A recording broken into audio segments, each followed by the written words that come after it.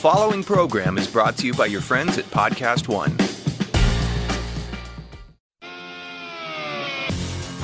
America, where we are and where we're going.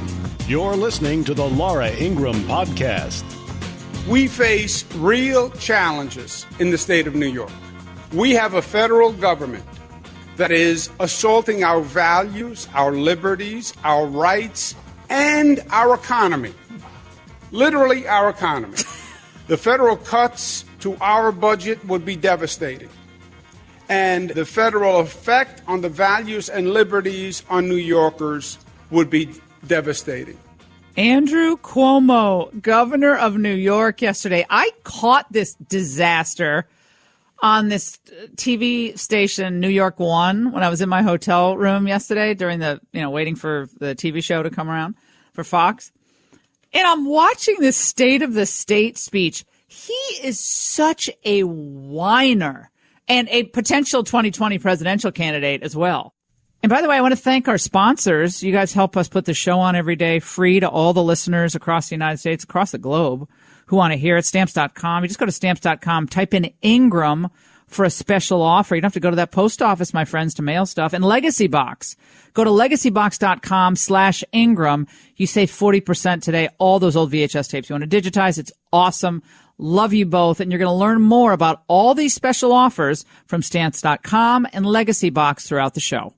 So the problems New York faces are because of the federal government. It has nothing to do with the fact that you're among the highest taxed people in the country, driving businesses out, over-regulating, giving free health care in at least in Manhattan to illegal immigrants, becoming a sanctuary state for all intents and purposes. None of that has a drain on the state budget.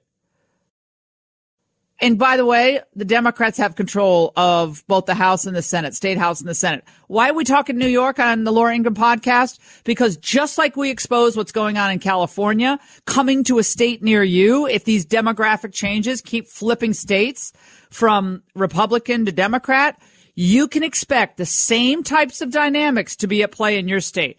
You see these teacher walkouts in California? We got hundreds of thousands of kids affected. Well, guess what? Expect it in your state. If these high tax policies roll into other parts of this country, Andrew Cuomo is a travesty. And yet he's crowing about how great progressive government is. The state has already made great progress. We're the most progressive government in the United States of America. Then why aren't things good? We have the most socially progressive accomplishments of any state in the nation, and it's not even close. First big state to pass marriage equality. First state to pass $15, the highest minimum wage. The nation-leading environmental agenda, and a leader on gun safety. That's the state of New York, and that's what you've done. All right. The way he talks like this, he shouts at the microphone. Just like his father. He sounds exactly like his father. That's the state of the union in New York. It's the best. Well, by the way, here's a da-da. I have a da-da for you. Yeah, minimum wage. How's that $15 an hour minimum wage? They talk about these platitudes, the green free agenda and the minimum wage. Here's a story. CBS News. New York City restaurants cutting staff hours as minimum wage hits $15. Joe Blorstein operates 6 New York City restaurants that employs between 50 and 110 people each. The owner of Heartland Brewery and Houston Hall, Blorstein said the effect of the higher minimum wage on payroll across locations represents an immense cost to his business. We lost control of our largest controllable expense, he told CBS Money Watch. So in order to live with that and stay in business, we're cutting hours. So now, who gets hurt? In progressivism, the little guy always gets hurt first. It's the so-called little people that they care so much about. Wait. They're the ones who are always hurt the worst in a progressive society. It never works. None of it ever works. It ends up in Venezuela. Laura, it gets better. Blorstein, who owns all these restaurants, says as a result of the minimum wage hike, it will cost more to dine out. It's not great for labor. It's not great for the people who invest in our restaurants, and it's not great for the public. A New York Hospitality Alliance survey of 574 restaurants showed 75% of full-service restaurants reported plans to reduce employee hours this year in response to the wage increase. Another 47% said they would eliminate jobs in 2019. 87% of respondents also said they would increase menu prices this year. So look at the fallout of this great progressive. Oh, and he's shouting, and these morons in the State House, and they're standing up like the.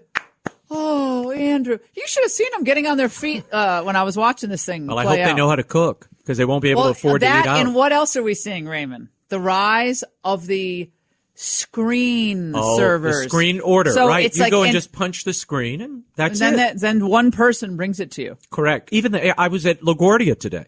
You go to order a croissant. Oh, I don't take the order. You have to press it on the pad. I just deliver it to you. Well, good. And then we're going to see what all these people in New York are going to do for a living. Yeah. What are they all going to do for a living? They're going to work for the government. Right. Go back to the 40s. That's why you have to grow government. That's why you need non-essential people to be considered essential. Wait till the automat takes over. You already have those over in Tyson's Corner Mall. This is essentially a new automat. Hey, I hope you're enjoying the podcast, so we're going to get right back to that. But let me ask you a question. Is your home filled with boxes of stuff that includes, like, I don't know, old photos, VHS tapes, maybe even other audio tapes and things that are precious to you, but you never look at anymore because you don't have the equipment to play those memories, or you want to look at them in a much more efficient way? Well, that's where my friends at Legacy Box come in, because you don't have to have that outdated equipment lying around. You can take all of those wonderful memories and digitize them. It's so easy. Legacy Box helps you become organized. Here's how it works. You simply send your Legacy Box kit filled with all your old home movies, audio tapes, pictures, and then we'll do the rest. We'll digitize your moments onto a thumb drive, a digital download, or DVD. It's that easy, and it's like magic. There's never been a better time to digitally preserve your memories. Visit legacybox.com today and get started. Plus, for a limited time, they're offering my listeners an exclusive discount. Go to legacybox.com/Ingram to get 40% off your first order. Again, go to legacybox.com/Ingram and save 40% today. Get started preserving your past. You're listening to the Laura Ingraham podcast. We're talking about the future of politics in the country if the new bright lights in the Democrat Party end up really taking over the debate, and if their policies end up spreading to a state near you. I mean, he is considered presidential timber, right? By a lot of people. They think, well, it's New York. It's a big state. He has a lot of name ID. He's, by the way, very, very big on, as he said, the social issues, which Hollywood loves him for. And this was the big wind up, by the way, at the end of his State of the State speech, just so you know how progressive he really is. New York loves you. If you are L or G or B or T or Q, if you are black or white or brown, if you are a Christian, a Muslim, or if you are Jewish, if you're a new immigrant or an old immigrant, New York loves you. And what makes us great is we have no tolerance for hate in our state. That's New York. Oh, we could have kept that audio going. He's screaming. But then he follows it then on. That's the new motto, by the way. That's the new motto. But then there was the follow-on bite where, remember, he loves you if you're L and G and B and black and white and Asian and Jewish. No, he didn't say the Asians. That's what are. I'm saying. The American Indians got no mention. And the Asians. The disabled got no mention. But there's one group that they actually do hate and have no tolerance for. It's called the unborn. He mentioned something in his speech. I believe we should pass a constitutional amendment, not just a Roe v. Wade law, a constitutional amendment. Let's write the rights of Roe v. Wade into the state constitution so it can never be changed, no matter what happens politically. Well, first of all, the Supreme Court passed the changes Reproductive it. Health Act and the Contraceptive Care Act. Well, they were at the forefront of abortion long before Roe v. Wade, and he's reacting probably. There's a new Marist poll, Laura, that came out today. 65%, a plurality, want to walk back or limit abortion in some way that would effectively end Roe v. Wade. Now, you've got to break it down. It's mostly in the first trimester. I think in that poll, only 16% said they would outlaw it altogether. Outright. Right? That's correct. Outright. And then other 45% or something like that. Or 40. Wait, I'll break it down for you. It's said almost that two-thirds, 65%, said they would like the Supreme Court to reinterpret Roe v. Wade in a way that would functionally overturn it. Okay? That's what the Marist release says. Most Americans either wanted the court to make abortion illegal, 16%, or allow states to make certain restrictions, 49%. Both of those outcomes would effectively overturn Roe v. Wade. So there is, look, given where this court is headed, given the direction of things and the will of young people, that's why you have Cuomo saying, let's enshrine Roe v. Wade in the state's constitution. And by the way, the March for Life every year in Washington is it's among one of the biggest marches. Come rain, snow, blizzard, freezing temperatures. Last year it was actually good weather, rare to have good weather, but it was actually pretty good weather. But it's the longest running march in American history. Annual march in American history is the March for Life, which is if you ever have the chance to go to it, it's really quite an experience. It's phenomenal. By the way, again, just so you understand, and this is very similar to what's happening in California, which is why they want to get rid of the Electoral College, by the way, because they want the values of New York and the values of California to swamp all of you in the rest of the country. So you can't have any diversity of views on this. They want the Electoral College abolished, so it's just a straight numbers game. So they have most of the population in those two states, so they would get outsized influence in who becomes president of the United States. They're desperate to abolish the Electoral College. Hillary floated that idea back in 2000. That was back in 2000 when I wrote my book, The Hillary Trap.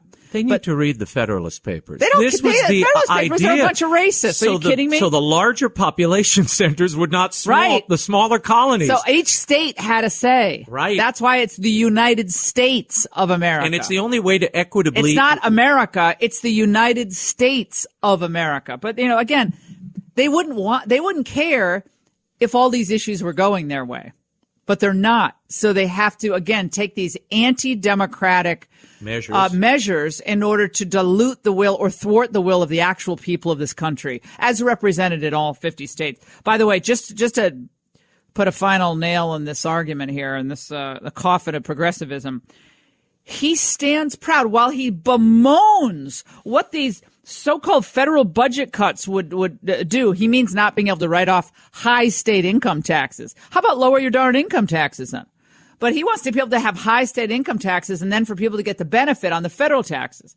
And so that was eliminated in the tax bill, tax legislation, as you remember. So New Jersey and New York are getting killed on this. So he hates that. So at the same time, he's bemoaning the assault on our budget and he is just throwing down the bienvenidos mat for all of the illegal immigrants. We have the first in the nation Liberty Defense Project, which is a state-led public-private project to assist immigrants regardless of status in obtaining access to legal services and resources. We want to continue that and expand it. We should codify what I did by executive order because I couldn't get it passed by the Senate. Executive Order number 170. State agencies cannot inquire about immigration status. Welfare. It prevents ICE arrests. Welfare. No, but that's about it's enshrining welfare benefits, state welfare benefits, which New York City already gives, to the state at large. Okay. By the way, they apparently have all this money in New York. Homelessness in New York sees increase in 2018. New Jersey rate decreases a little bit, according to HUD. So they have this annual homeless survey, and HUD oversees it. And 91,897 New Yorkers experienced homelessness, a 2.7% increase since 2017, primarily among families in emergency shelters and transitional housing. I'm sure that's not many immigrant families, though. Again, the resources of the hardworking American citizens and legal immigrants are being siphoned away because of the progressive utopian idea of a borderless society. That's where we are in New York. That's where we are in California. Do you want that for the rest of the country? I certainly don't. By the way, Nancy Pelosi, we got to talk about this. So Pelosi wants, I don't think with this shutdown, you should even come to Capitol Hill for a State of the Union address. We don't have the staff. What is that little move she's pulling there? Well, she's citing the shutdown, Laura, because please. Secret Service and Homeland Security both fall under the part of the government that is not yet open, 26 days shuttered. So she's saying it would take too much to coordinate this with the skeleton staff. Therefore, you, Mr. President, should reconsider maybe just sending your State of the Union in written form, the way it was done back in the carriage and buggy days. Right, so she cites Woodrow Wilson. Woodrow Wilson used to send a little letter. You could do that too. With that little mouth thing she does with her jaw mouth. realignment. The jaw realignment move. Well, we actually, I think we might have, in all truth and candor here, I think we did hope that Obama would just send a written State of the Union remarks. Well, now so we didn't have to Trump have that do. nose up in the air looking down on the, on the masses. All right, what's your gut on this? I mean, my sense is Pelosi wants to avoid a lecture from the president and having to stand him, up. Right, recast the debate as you have shut this government down. They're petrified of That's Trump what they don't want. staring them down and walking into that House chamber. They don't want Trump walking in. They're all going to turn their backs on him when he walks down the aisle. You know that. Well, good. I mean, half of the room will anyway. Well, that's fine. I mean, Trump should march right in there with proudly as the president of the United States, boast about this economy, talk about how we're transforming the way trade is done. And our most important trading partner is Mexico. He should talk about the rise in manufacturing jobs in this country and talk about how the Democrats, sadly, are putting their own party ambitions in 2020 ahead of what's good for the safety and security of this country. He has got to go up. There's no way you're backing Trump down. He loves the State of the Union. That is a moment, a theatrical moment he will not miss. If I were he, I'd walk in and say, I know you usually have fancy dinners tonight, so I brought it for you. And they have the fast food trays come through the back doors. Make a big spectacle. People are this columnist in USA Today was grousing about how Clemson, by the way, fell for the ruse of Trump in coming the national championship collegiate football team, college football team. Why did they fall for this invitation? This is this columnist Christine Brennan in USA Today. She said, and why did Clemson fall for it? Don't university officials know that 800,000 of their fellow Americans, along with their families, are going without paychecks due to a shutdown that Trump said he's proud to have orchestrated? Why would anyone want to show up at the White House to celebrate anything during that difficult time and serve as a prop for Trump in the process? And if Trump is really into buying people food, why isn't he buying meals for people who really need them? No, this is no wonder this newspaper is on the chopping block. They're about trying to sell this thing off. You get it free when you stay at the Holiday Inn. By the way, the first section of USA Today, I just decided to read it. It used to be really thick. It's now like 3 pages. 6 pages, including the back page being an ad. It's like a local handout you get at the grocery. But literally, and the front page of the USA Today is above the fold is cars you want to collect, the most collectible cars. We have Brexit. We have all these big stories, and they're doing cars you want to collect. It's all going away. All of these papers are going. The only reason that papers in any way are around, like the New York Times, is because of Trump. They'd be really losing a lot more money if it weren't for Trump because he's selling them papers. But this Christine Brennan is a real winner, that one. I think Trump should absolutely show up, walk in, and deliver a State of the Union address. If they don't want to come, they don't have to come. Laura, we've got to talk about, before we run out of time here, the big Gillibrand announcement on Stephen Colbert's show. Now, we're going to be doing this also on the Fox show. On the Here's Ingraham my angle. question: Why do they all feel they have to go curtsy and kiss the ring of Stephen Colbert? Who's a comedian. But he's become, I used to think he was really funny. I think a lot of people did. I used to like him. Remember, I went on a show once or twice. You did go on a show. Yeah.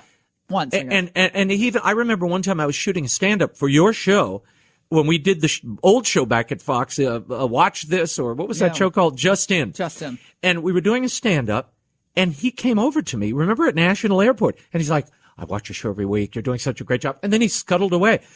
What's happened to that guy? But he's become very, very political. That means, the Trump effect. But here's Kirsten Gillibrand announcing her candidacy for president. Let's describe her body language while she's doing it. She's leaning in, like in a coquettish kind of way, leaning in and she takes holding his hand. I thought you were supposed to ask permission. Was there consent given? Oh, and he says, so you have a big announcement? And she goes, yeah. And there's a big... But just coquettish kind of move on her part. Let's listen. Do you have anything you would like to announce? Yes. And what would that be, madam? I'm filing an exploratory committee for President of the United States tonight. She sounds like she's 12.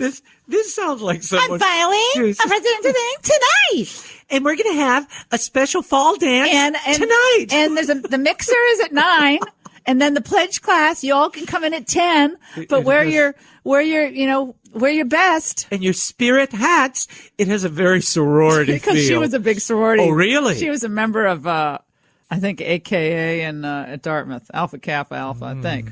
I can't remember, but she was a big sorority girl at Dartmouth. Yep. I'm almost positive. One can still hear those strains in the voice. Here's what See at the pep rally. Here's what I found hilarious, okay? Part of her comments to Colbert were the following. Oh, God. She said, I want to bring... This just took my breath away. Yeah. Okay. Here's what she said. First of all, the first thing she wants to do is restore what's been lost, the integrity and compassion of this country. That's government. Government does. How do you restore integrity and compassion? How do you do that? Well, Bush Maybe tried the compassionate conservatism thing, and now she wants to do the compassionate liberalism, because liberalism is killing jobs, as we just discussed with the minimum wage. Then she pitched bipartisanship. She said, I would bring people together to start getting things done. Oh, what a cliche. How do you pitch bipartisanship on a show that only appeals to maybe 5% of the country? You've gone to the most rabid talk show host on television who appeals only to a small subset. Nasty. Laura, you see, in the old days, they would go on Arsenio Hall's show or on the Tonight Show, because these were places where all of America tuned in, right, left, and middle. Yeah, it wasn't so hyper-political. No, she may as well have gone on Rachel Maddow's show, because it's so partisan and so toxic. No conservative or middle American is watching that show. I don't know how you make up a pitch for bipartisanship there. I would say this about the Democrat hopefuls that we know of thus far. The ones who are like Castro, and you got Gillibrand. Is that Raul? You got Klobuchar, and it's a bad deal when Klobuchar is the most middle of the road of all of them from Minnesota. But just to give you an idea of how the kind of the booking log on MSNBC has melded into the presidential wannabe list, it's kind of one and the same. They all could just serve as go-to guests on MSNBC. They've gone so far left. I believe that health care should be a right and not a privilege. It's why I believe we should have better public schools for our kids. But you are never going to accomplish any of these things if you don't take on the systems of power that make all of that impossible, which is taking on institutional racism, taking on college campus, the special interests that write legislation in the dead of night. Like in Puerto Rico, the lobbyists that who were with the Democrats? Compassion, the courage, and the fearless determination to get that done. Oh, my God. Trump is just going to roll right over these people. Mm-hmm. I mean, that's going to beat Donald Trump? Do you see how she sounds like she never left the college campus? It's all the same old tropes of institutional racism and we're going to show compassion. Government is not compassion. Compassion is an individual helping an individual. Government is not compassion. Government exists to provide the security through which freedom, free choices can thrive. And we hope we'll be able to support our families with a decent wage, a decent standard of living. But this idea that government, big government, is compassionate. In what way?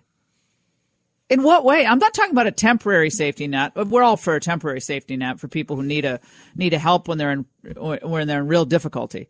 But we're talking about this is about mandating choices, taking away your choices. They claim to be pro-choice. Again, not what they say, but what they do. They want to remove your choices, the way you express your faith, the way you stand up for your conscience rights.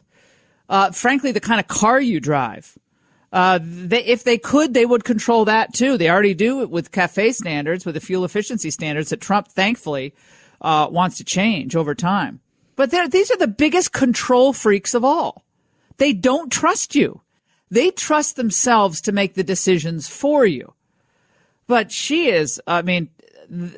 fewer Democrats have been given bigger platforms with less experience or accomplishments than Kirsten Gillibrand. But she's riding that Me Too wave. That Me Too thing was her big moment in the sun. Her two big stepping stones were, remember, shoving the knife into the back of Al Franken in the midst of his woes, and then trying to disassociate herself from the people who brought her to the fair, the Clintons. And that really launched Gillibrand nationally, gave her the cred. Is that enough to stake a presidential campaign? Yeah, and she did this stuff with the military, the sexual assaults in the military. Right. That was her first, real foray into all of this. Well, but don't worry, because the mayor of New York City, speaking of we're all, you know why we're focused on New York, from Gillibrand to Cuomo to de Blasio, is because this is today's Democrat Party. It used to be that New York Democrats were in a way kind of outliers. They didn't represent the vast majority of Democrats in the country. They were urban, more progressive. They were their own style of Democrat, but much more, on most issues, much more left wing. But now New York values and California values have completely swamped the Democrat Party. And New York City Mayor Bill de Blasio, well, guess what? He was pressed by Tapper the other day about whether he's going to run. And listen closely to his answer. Are you considering running for president? Jake, I'm focused on the job I have. But are you considering running for president? I'm focused on my job. But listen, right now, our party is going through a serious debate. And there's still a lot of moderate voices in the party that did not learn the lessons of 2016 and are not listening to what people need in this country. So you ruling it out? I never rule things out because you never know what life brings. Okay. Well, there's another issue there in that he said he was going to finish his term in 2017 when he was elected. He said he was going to finish his term to 2021, but I guess that's all out the window because things change. Separately, listen to what he said about moderate voices. They will not tolerate dissent in the Democrat Party. Republicans are kind of all over the place. They stab each other in the back all the time, but the Democrats are really trying to be very, very controlling, not just of you and your choices, but their own members.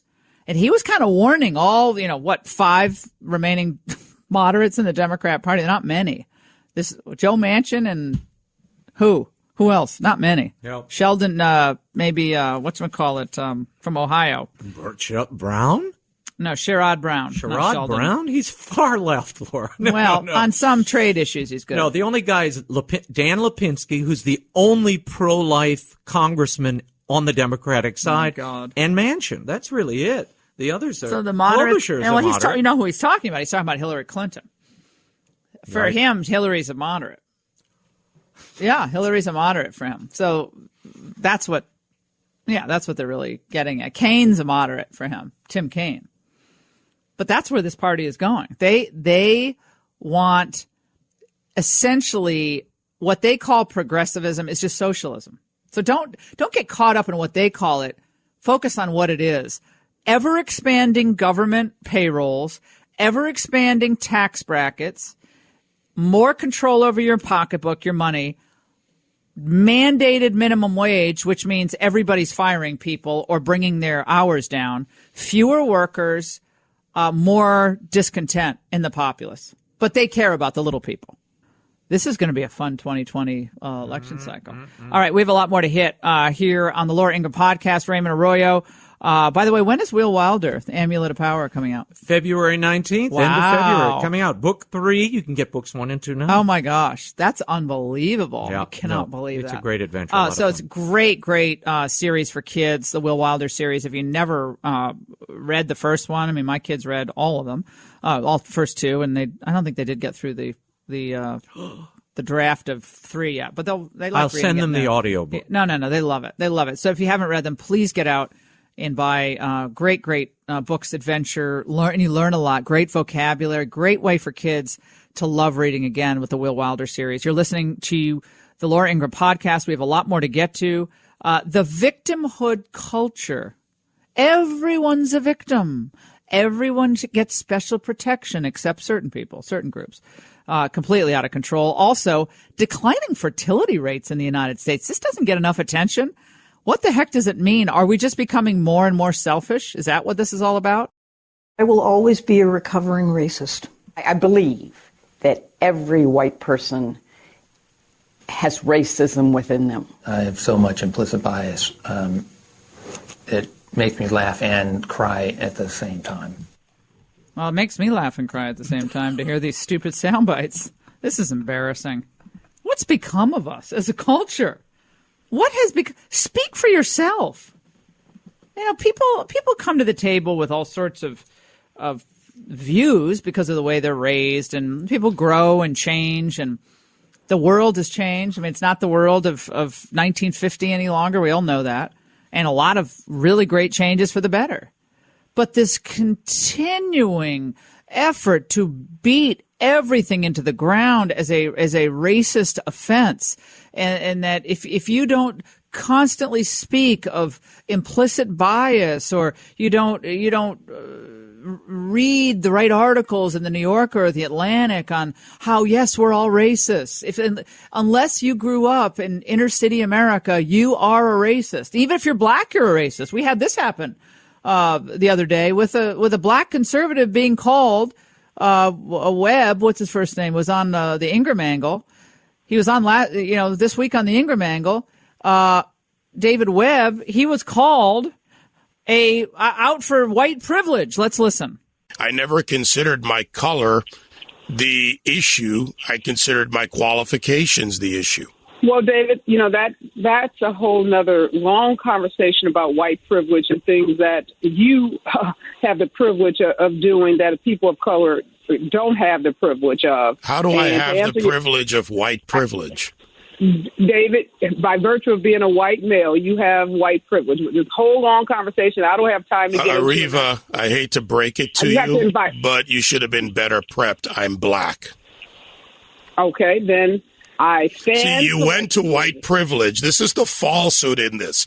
That's how bad it is. That's what a trigger reflex this is now. So when you can't debate a point, you throw back white privilege. You can't understand. And then there's nowhere for that person to go.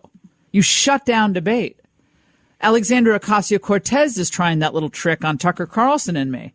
She's out there saying it's amazing that people like this, paraphrasing in Twitter, people like this can even make a living. These racists at Fox. Oh, really? You don't know me. Don't judge me. My authentic self has a right to speak and exist and make a living just like your, quote, authentic self, whatever that is, progressive, Marxist, socialist, whatever you want to call it. But you see, they're so eager to take away the rights of other people as they claim to be the most tolerant people on the face of the planet. White privilege. How about the privilege of being a protected member of a class that you can never criticize lest you be called racist? That's privilege. I think Victor Davis Hanson called it minority privilege in his piece that he just wrote. That the people who are the most protected are the people who are the first to say white privilege, because then you can't ever criticize them again. So what does this victimhood mentality do to us as a country, and how bad is it? A great piece, Bradley Campbell's an associate professor of sociology at California State. He wrote this with Jason Manning called The Rise of the Victimhood Culture in 2018, and his book is fantastic. And we thought just as the victims are just parading through politics today, proudly taking the microphone, members of House Financial Services Committee like Ocasio-Cortez. How are you a victim if you're an elected member of Congress and you're on the House Financial Services Committee? She's going to still try to pass herself off as a victim? Okay. He joins us now. Professor, good to talk to you. How you doing? I'm good, thanks. Let's talk about where this takes us. I think the conversation of victimhood itself can get kind of tedious and boring, so let's try to not make it that. But those who are quickest to say, I'm a victim, I'm a victim, I'm a victim, what they really want to say is, I don't want to debate the issue, in my view. Is that correct? It can be. So that's kind of what we were interested in, is how victimhood in certain kinds of environments can become a kind of moral status where you, and so in the kind of example you're talking about, someone can use that status to insulate themselves from perhaps from criticism or from debate, and those kinds of things. So it's something that arises in certain kinds of moral debates. People debate over who's the real victim, and it also can end up being, as well, we talk about a victimhood culture, where again there are different degrees of this, but we saw like the extreme form of victimhood culture among left-wing activists on some college campuses, where there's kind of an entire ideology built around the idea that, kind of as you were saying, some groups are victims and others are oppressors, and everything is analyzed in that way. Well, we have people running for president of the United States, Democrats, who traffic in these bromidial constructions about victimhood, and it's like they don't have to offer any solutions other than saying, we are going to restore a compassion and caring to those who have been most oppressed. That they say that, and that's all they say, and then there's no real solutions, because what they really want is big government. We all know where that leads.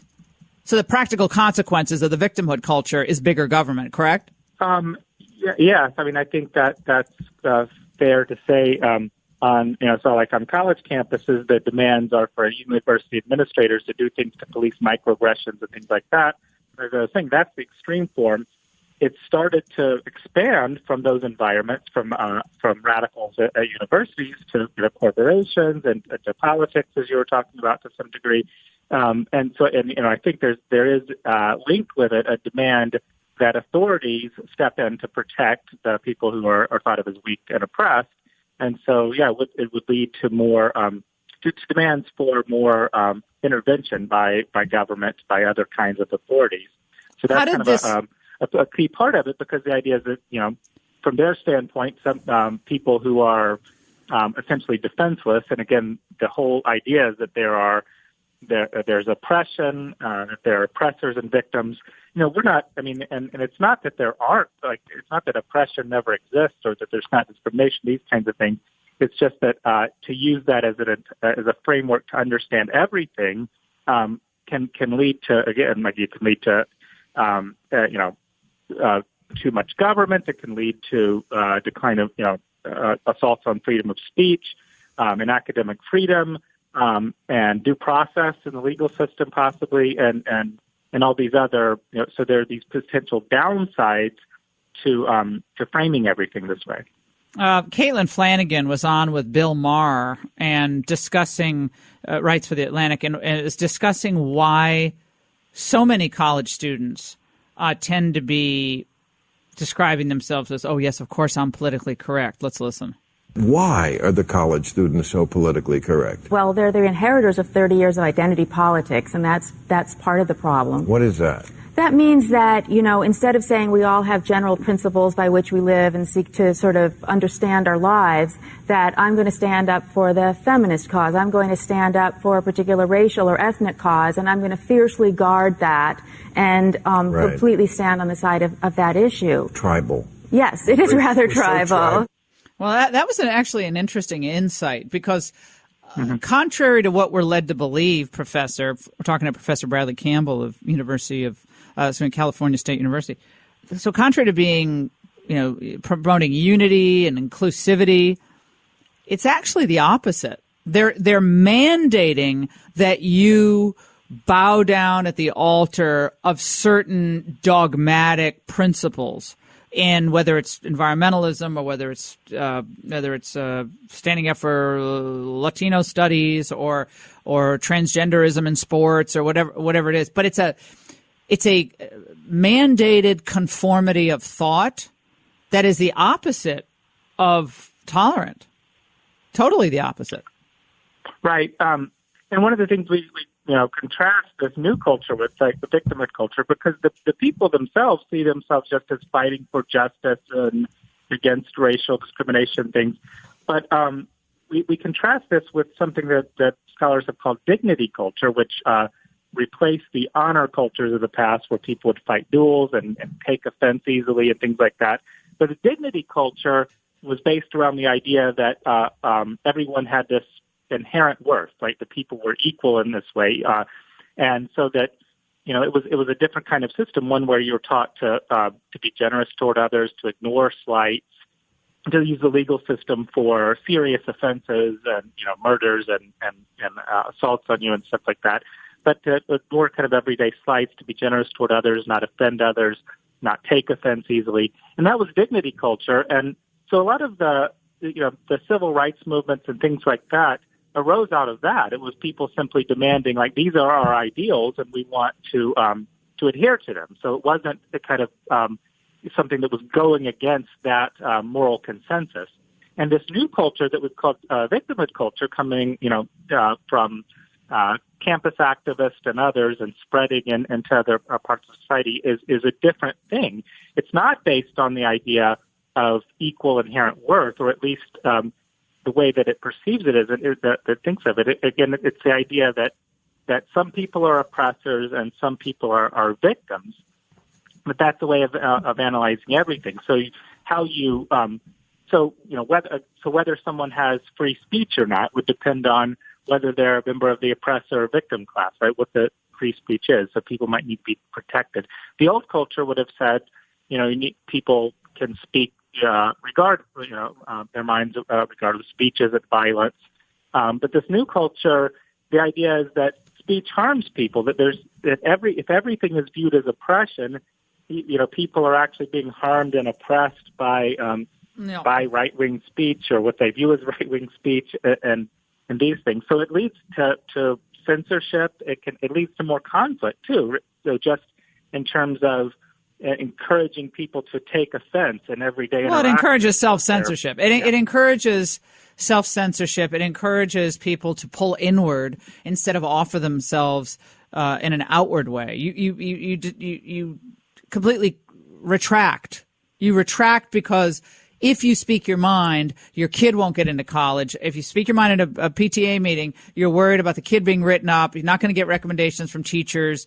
In the workplace, you're worried about getting bad recommendation, or you won't get a promotion because you're a Roman Catholic and you don't want to have to subscribe to whatever happens to be the fashionable point of view of the moment. And so it encourages a less communal society. And I believe it was Anne Frank who said, "Don't ever call me a victim." I mean, I love it. People who truly have been oppressed and victimized, they don't want to be called victims, because when you brand a victim, you immediately, I think you immediately put them in this box of supposed helplessness that only some big benevolent force can swoop down and help. But if you don't consider yourself a victim, and you said, I'm a human being and I have my faculties, I can speak and walk and talk, and I can, go out and work for a living and do what I have to do to put food on the table. You can't let other people's views of you affect what you think of yourself on the inside. And yet this is what's being encouraged on college campuses. It's fashionable. It's like it's victimhood chic, I would call it. Because it's more chic for you to be a victim. And I'll let you close it out really quickly, Professor. Yeah, I was just saying, and that's a good point, because it's not just about, the problems with this culture that, or potential problems, aren't just about the people being labeled as oppressors, it's not just about their rights to free speech or that they're being criticized unfairly. All that is true in many cases, but it's also the people who are being labeled victims who aren't coming out ahead on this, right? Like as you're talking about, the older idea was not to label yourself a victim, not to take on that identity, even if you've been seriously victimized. And so one of the problems is that you're not actually even helping the people that you're intending or purporting to help by encouraging to look at people to look at everything as oppression and victimhood. Bradley Campbell from California State University. Jason Manning wrote the book, The Rise of the Victimhood Culture. Professor, thank you so much. You're listening to the Laura Ingraham podcast. Refuse to be a victim. Don't let anyone put you in that box. It's a dead end. It's not. You're not going to be stronger or better or happier because someone lets you think of yourself as a victim. There are true victims of oppression out there, but unless you're really one of them, one of those Christians persecuted in Syria or a woman being bashed in the head by her husband, you don't have to be a victim. You can take control of your own life today and refuse to be victimized. And certainly allow these phonies to call you a victim. You're listening to the Laura Ingraham podcast.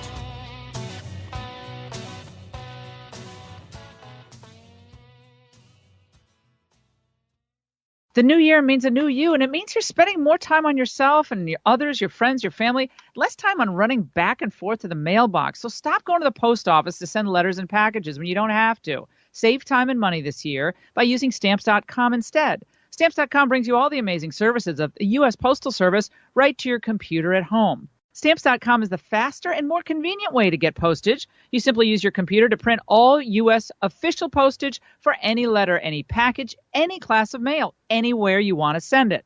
And the mail carrier picks it up. No more lugging mail to the post office. No more hassle. Stamps.com not only saves you time, it saves you money, too. With Stamps.com, you get discounted postage rates that you can't get even at the post office. Stamps.com is the convenient, easy, and reliable way to send mail. And right now, you can get a 4-week trial plus postage and a digital scale. Start the new year off right by going to Stamps.com, click on the microphone at the top of the homepage, and type in Ingram. That's Stamps.com. Enter Ingram.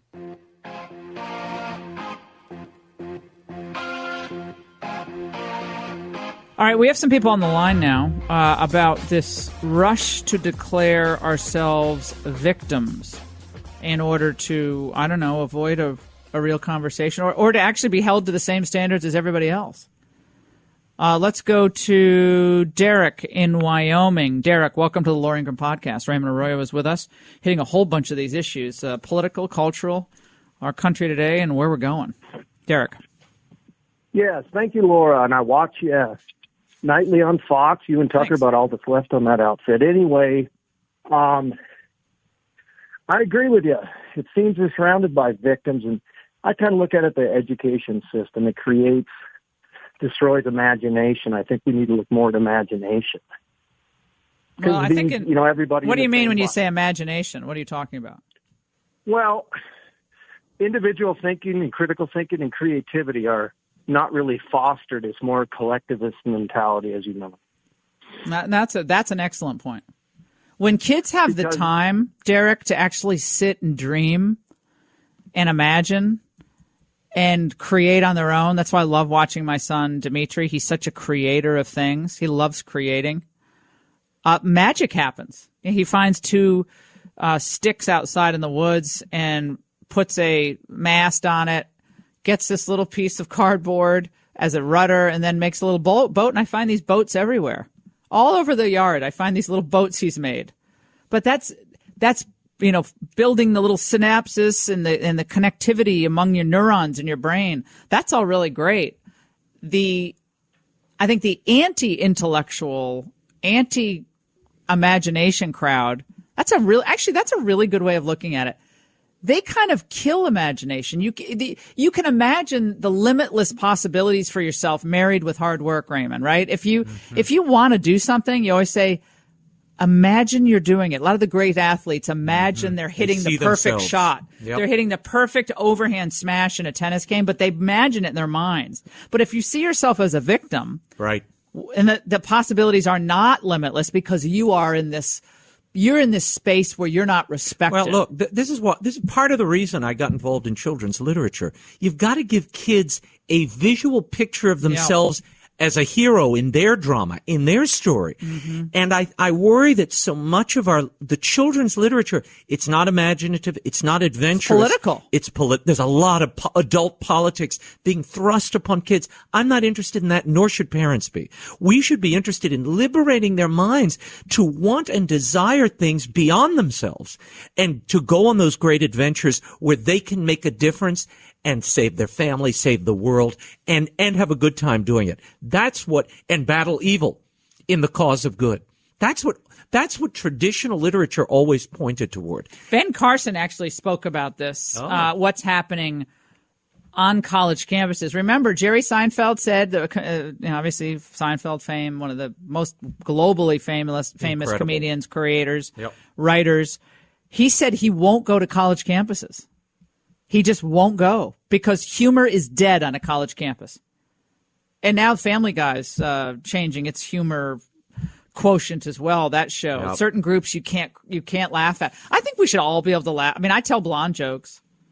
I mean, you should be able to make fun of yourself. But there are certain groups no one can be teased. I'm not talking about gratuitous, racist. I'm not talking anything. But I would argue that stuff we don't think is funny. This is why the tensions are so high and people don't get along any longer. There was a time when you were forced together to be together. Well, now in American society, you can cut yourself off and live in your own little bubble. We talked about that yesterday. Yeah, go to your own bubble. But a guy like Don Rickles, when Don Rickles walked into the room, everybody got lacerated. The fat guy, the white guy, the black guy, the Indian, the Asian man, everybody got lacerated. You were laughing together, and that diffuses the tension, and you can't hate when you're laughing.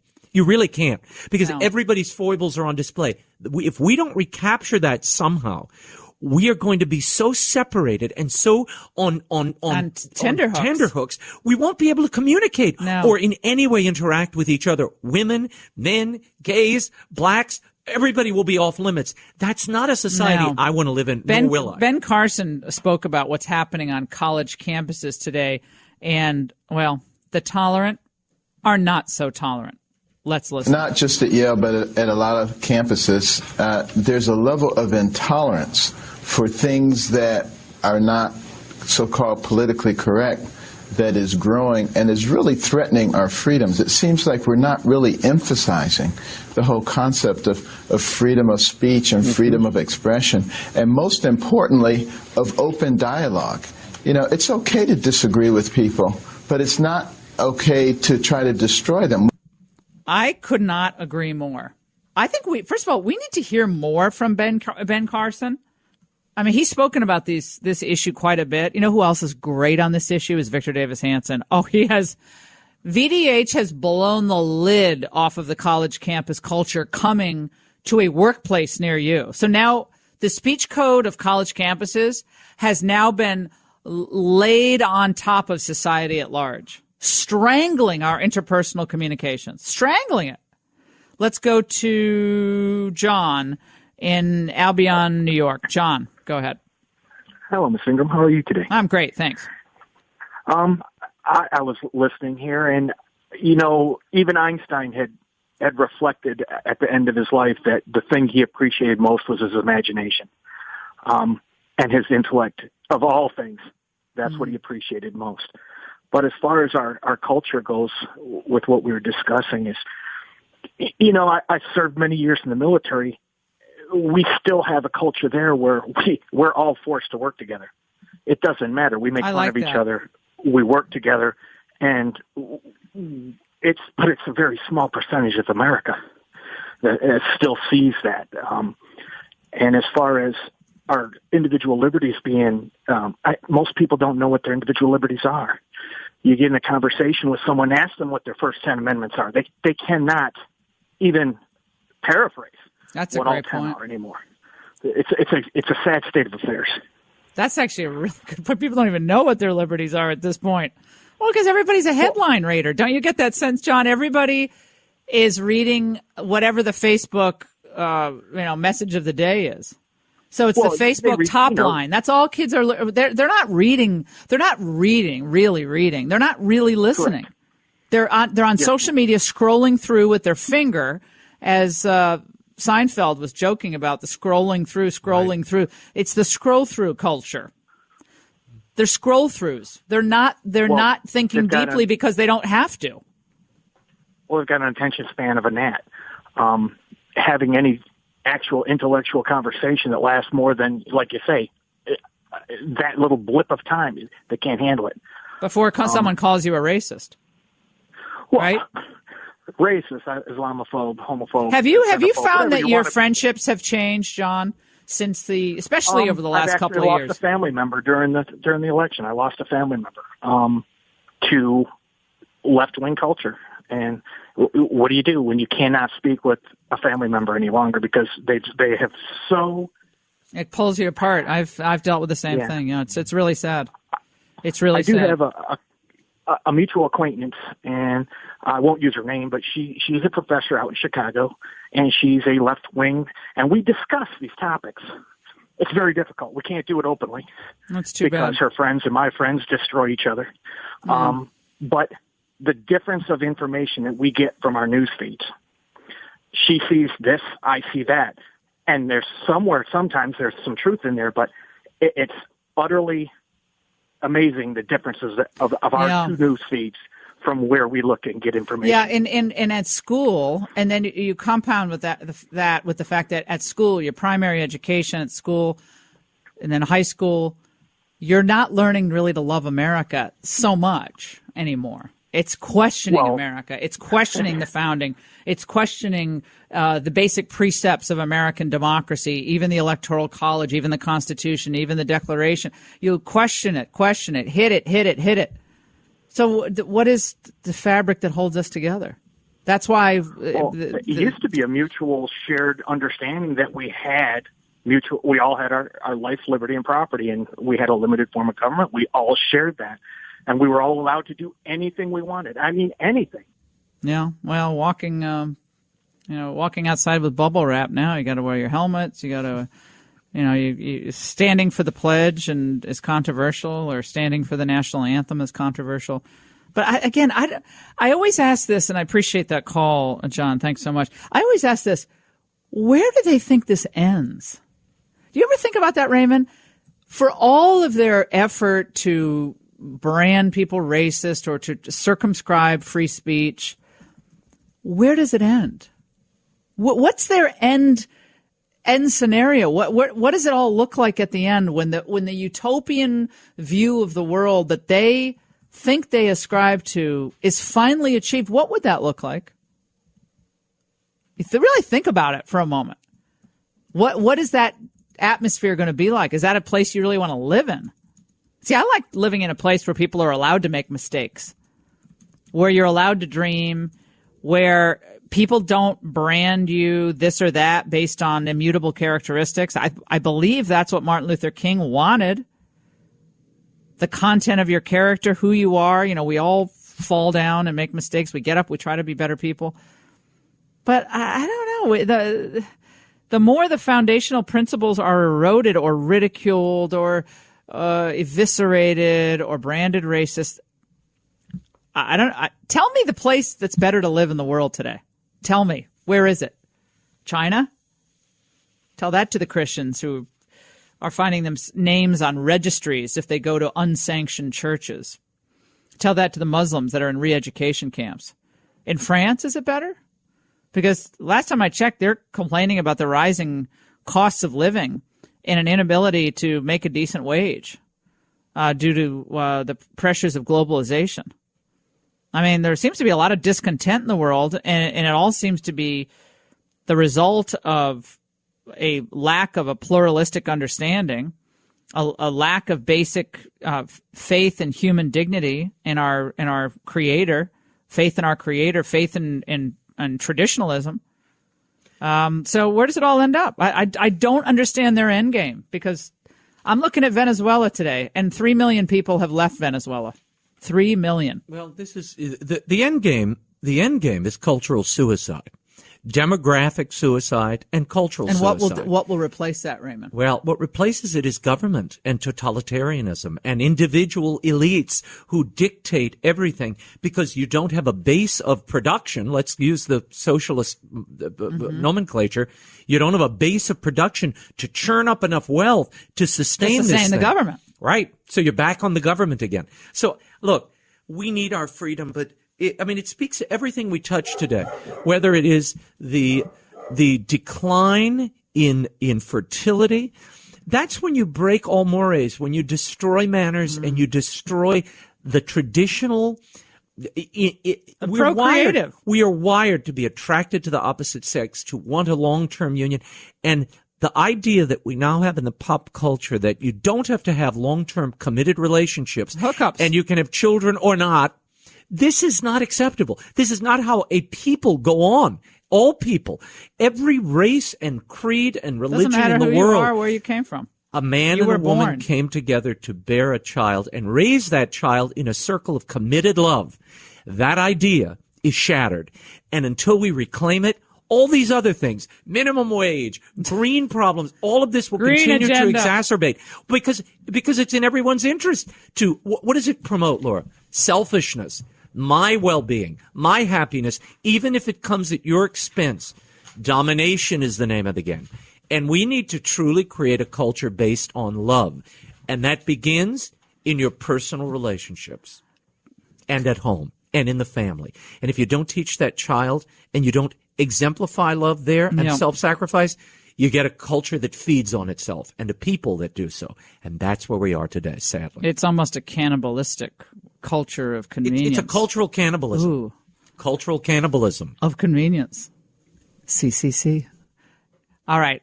We have a lot more to get to here on the Laura Ingraham podcast. Raymond Arroyo with his great cultural contributions, melding politics and the culture. And, we also, Raymond, so many people say about your segments on the TV show, oh my gosh, Raymond makes us laugh. I can't tell you. People are like, is Raymond on Broadway? Is Raymond Raymond could do anything. Like, everybody loves Raymond. It really is coming true on the Ingram angle and the podcast. And yes, there are not many people who can do what he does. I can tell you that. Not many people. Look, I think you can't lie to people on TV. I say this all the time. Now.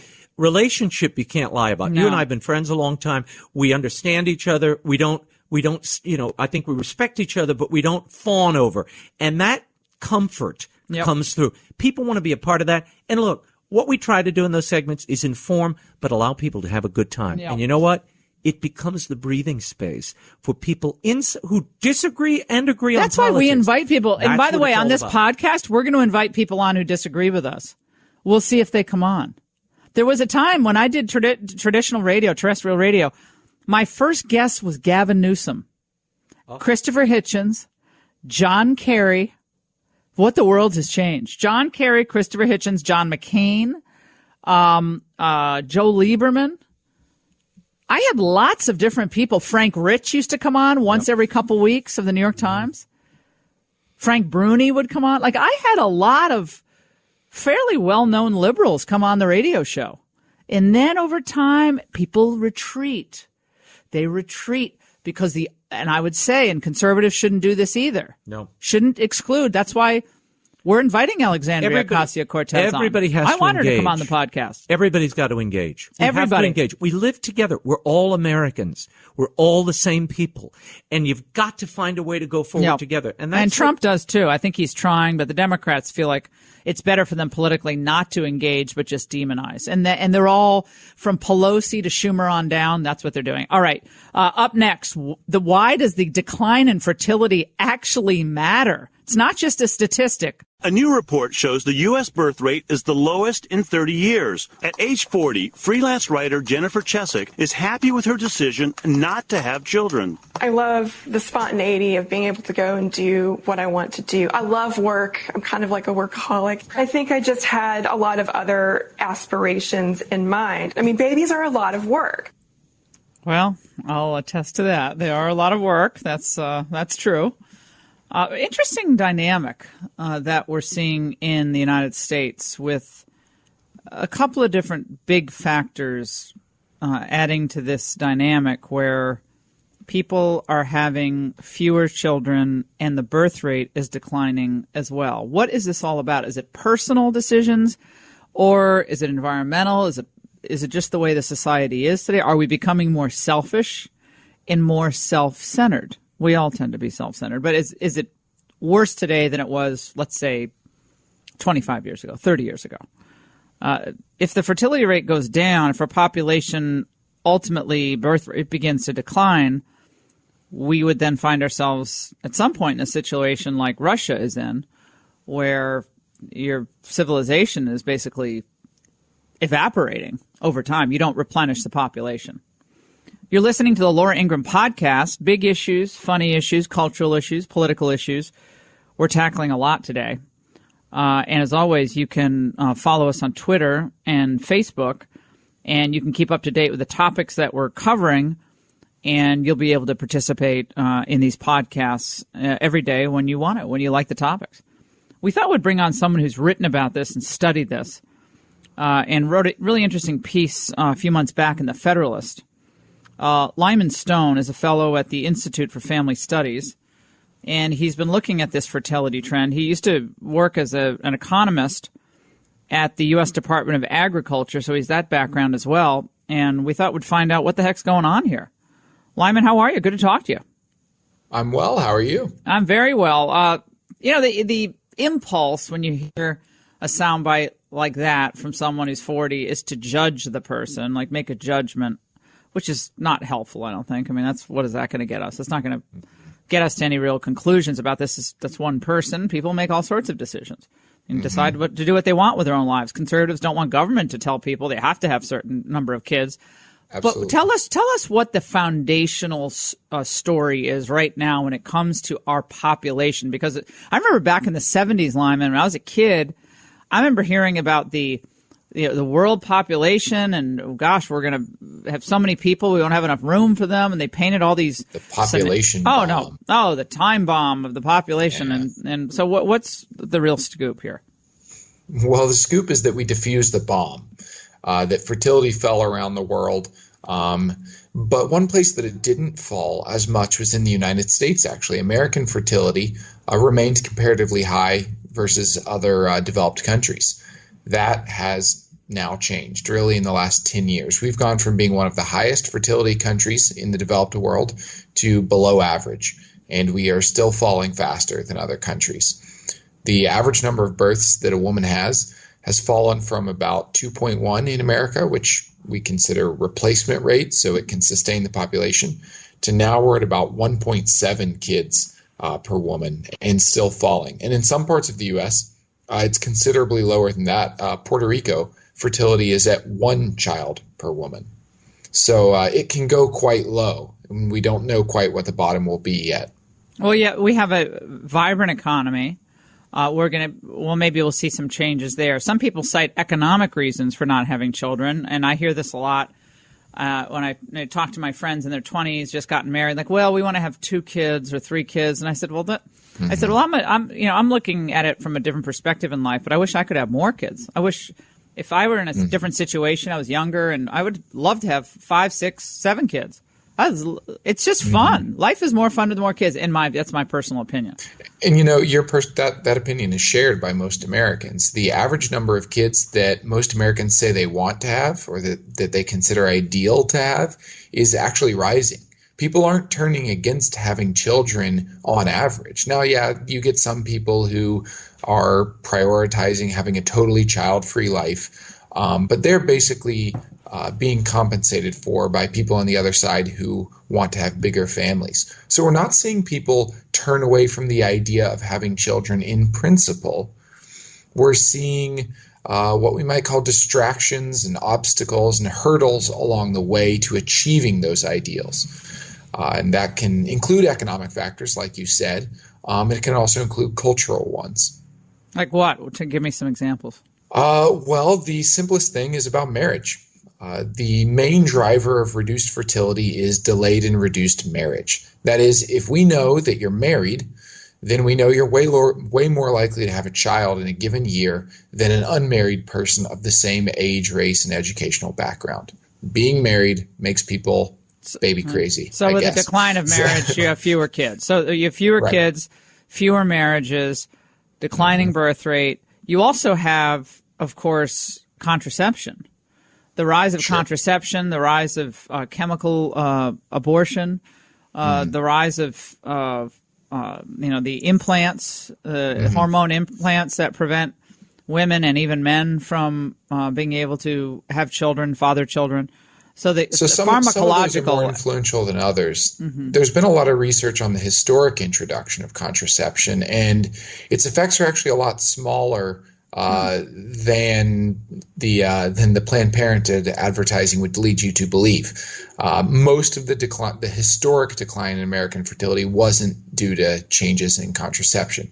Now, where we do see a change now is, like you mentioned, I don't get implants. that though. Yeah, Lamon, I don't get that though, because when people, like my mother had me when she was 45, 46, and I was a quote mistake, right? Yeah. So now a lot of people are like, well, just get rid of that.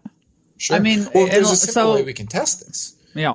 Different places had access to birth control to the pill back in the 60s and 70s at different times. Actually, the rollout didn't all happen at once. And so what economists have done is they've looked, well, okay, when the pill started to arrive in a place because it was now prescribable and there was actually the government supported prescribing of the pill and continues to, we can ask, well, okay, what effect does it have on fertility? And what we can see is the fertility decline in places that got the pill later was actually pretty similar to places that got the pill earlier. Now, it did have some effect. It wasn't no effect.